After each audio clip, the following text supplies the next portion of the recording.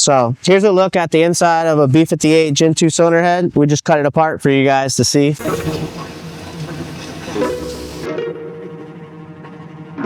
That's sweet.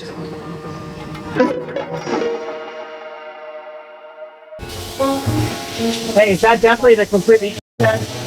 Yeah, that's a step in. Are you guys ready?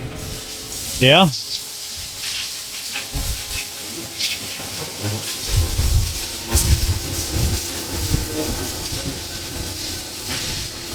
I do really like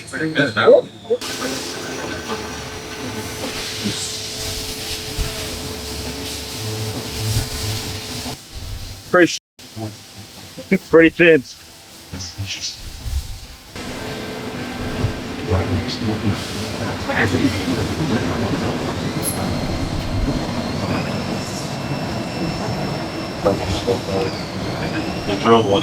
Yeah, did you cut again? Yeah, you can cut it. Because this one is the one that smashed down. That's where that? Huh? That's where it's collapsing. Yeah, but if we can find one that's not collapsed, you know what I mean? Like, say this piece should be missing on one if we cut. You know, I mean, this is a good example. But this side, so look, we can see that this side doesn't have a but this side does. I wonder if all of these are. Yeah, or if it like opens. Yeah, do another cut. So when you go open it up, and then we can show that one to show where it's cut through. Yeah, when you open this up more, you're getting close to the majority. So it's supposed to, this is all in there, and this is gonna show. God, the fact that they put that in is blows. That's sweet. I feel like the perfect thread.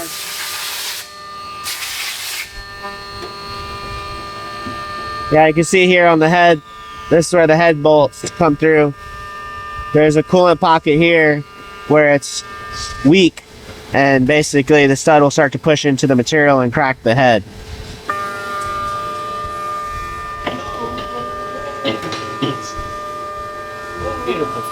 This is super soft, so it's just sinking in. Yeah, just crushing. because if you look at that distance there, that's where it's breaking. Yeah. 170. The problem with this is You get people off. yeah, we have to hit on people in order to explain the truth. So here's a look at the inside of a B58 Gen 2 cylinder head. We just cut it apart for you guys to see. So you can see this is actually a failed cylinder head, and it actually crushed into the coolant port here, and coolant started leaking into the oil. This is why it's important to not go too big on your head stud. We use an M12 625 bolt for our upgraded. So the factory is actually M11. So it isn't upgraded. We have to actually machine the block and the cylinder head to fit our upgraded stud. The M12 stud, actually, I believe the torque to yield is 160 plus before this bolt starts to stretch. So we actually can't go that high on the torque. We have to stay under 150 foot-pounds with torque in any of these cylinder heads, or you'll have a crack even when it is machined properly. So it's important not to oversize this stud.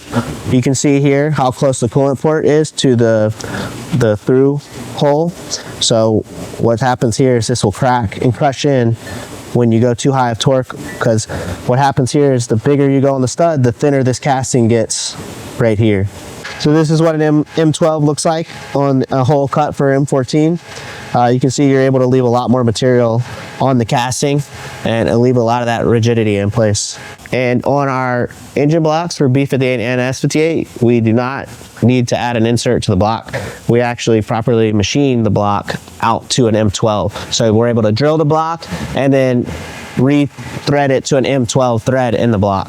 Ideally, we want to leave as much casting in place. So the more you cut into a cast cylinder block or head, the more likely it is to crack or have issues. A little bit of a rundown on the cylinder heads and why we do things a certain way. We do everything in-house here.